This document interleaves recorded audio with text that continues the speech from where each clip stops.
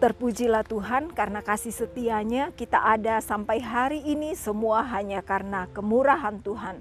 Bersama-sama kita akan merenungkan kebenaran firman Tuhan di dalam Mazmur pasal 33 ayat 18 sampai ayat 19. Sesungguhnya mata Tuhan tertuju kepada mereka yang takut akan Dia, kepada mereka yang berharap akan kasih setianya, untuk melepaskan jiwa mereka daripada maut dan memelihara hidup mereka pada masa kelaparan. Puji Tuhan, Allah kita adalah Allah yang senantiasa memperhatikan umatnya. Tema kita pagi hari ini adalah Allah yang memperhatikan umatnya. Di dalam pembacaan kita, Alkitab memakai bahasa antropomorfisme, memakai gambaran mata Tuhan yang menggambarkan bagaimana perhatian Allah, bagaimana pengawasan Allah kepada umat-umatnya. Dia memperhatikan kita sampai hal-hal yang kecil di dalam kehidupan kita. Dia memperhatikan kita dan memberi jaminan kehidupan untuk kehidupan kita. Jadi Allah kita bukanlah Allah yang jauh, tapi Allah yang dekat, senantiasa memperhatikan kehidupan kita sehari-hari. Dia adalah pencipta dan pemelihara kehidupan kita. Mungkin hari ini Bapak Ibu sedang merasa sendirian dan merasa bahwa tidak ada yang mempedulikan dan memperhatikan Anda. Tapi ketahuilah, Allah itu dekat, matanya senantiasa mengawasi kehidupan kita.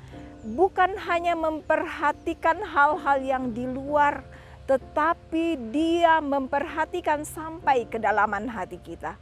Mungkin ada yang sedang terbaring sakit dan sendirian dan merasa tidak ada yang peduli, tidak ada yang memperhatikan. Tapi ketahuilah, Allah memperhatikan kita, matanya tertuju kepada kita siang dan malam. Inilah kebahagiaan dan sukacita kita memiliki Allah yang penuh dengan kasih dan sayang untuk kehidupan kita. Dia dekat dengan kita. Tapi bagaimana dengan kita? Apakah kita juga mau dekat dengan Tuhan? Di dalam Mazmur pasal 73 ayat 28 berkata, "Tetapi aku suka dekat pada Allah, aku menaruh tempat perlindunganku pada Tuhan Allah, supaya dapat menceritakan segala pekerjaannya." Ketika kita tahu bahwa Allah itu begitu dekat, matanya tertuju kepada kita siang dan malam, maukah kita juga dekat kepada Dia? Karena firman Tuhan juga mengatakan di dalam Mazmur pasal 62 ayat yang kedua bahwa hanya dekat Allah saja aku tenang, daripadanya lah keselamatanku.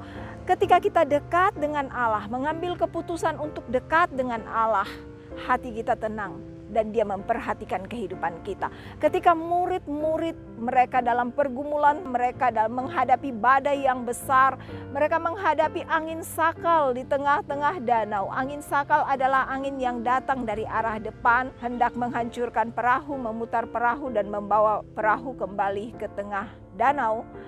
Mereka saat itu betul-betul sangat kepayahan, kebingungan dan hampir putus asa. Tetapi di dalam firman Tuhan di dalam Markus dituliskan di sana bagaimana Allah memperhatikan mereka. Jadi apapun yang kita hadapi hari ini sebagai murid-murid Tuhan, sebagai anak-anak Tuhan, Dia memperhatikan kita. Di tengah-tengah kesesakan hidupmu hari ini, Tuhan memperhatikan kita secara detail, secara terperinci. Dia tahu persis apa yang menjadi kebingunganmu hari ini.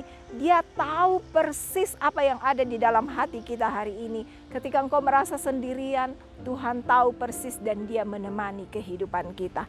Allah yang memperhatikan umatnya itu adalah memperhatikan secara khusus orang-orang yang takut akan Dia. Dengan kata lain, orang-orang yang menghormati Dia dan orang-orang yang berharap kepada kasih setianya dan mengandalkan Dia senantiasa di dalam kehidupannya.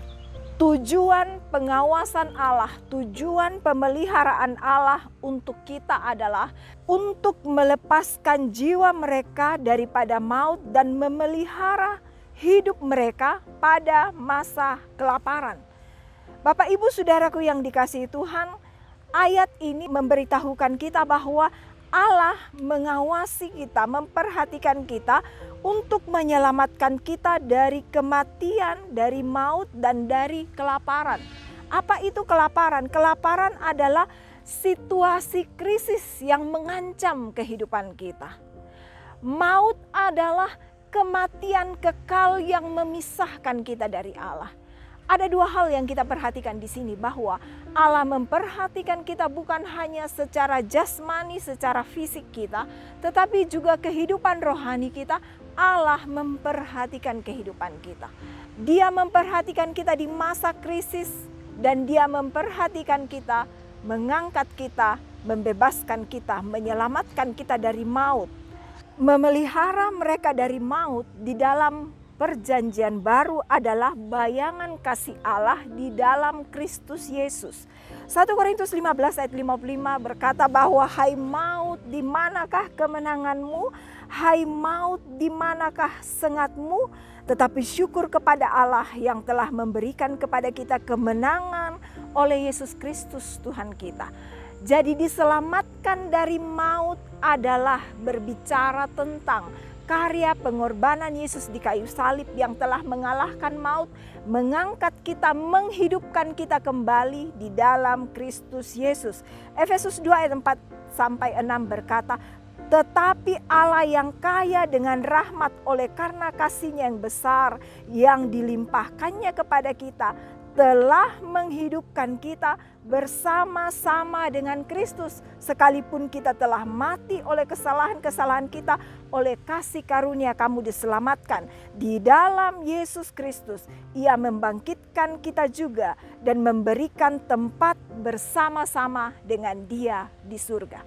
Jadi diselamatkan dari maut adalah bagaimana Allah menghidupkan kita dan membangkitkan kita, memberi kita tempat bersama-sama dengan Dia di dalam kerajaan surga. Allah yang memelihara kita bukan hanya memelihara kita di dalam kesendirian kita, bukan hanya memperhatikan kita di dalam kesendirian kita, bukan hanya memperhatikan kehidupan kita di masa krisis kehidupan kita. Mungkin kita sedang bukan hanya krisis secara ekonomi, tetapi kita mengalami krisis kesehatan, krisis dalam banyak hal, tapi Allah memperhatikan kita dan Dia memperhatikan kehidupan kita, memberi jaminan kekal kepada kita. Dikatakan Dia telah menyediakan tempat di surga bagi kita.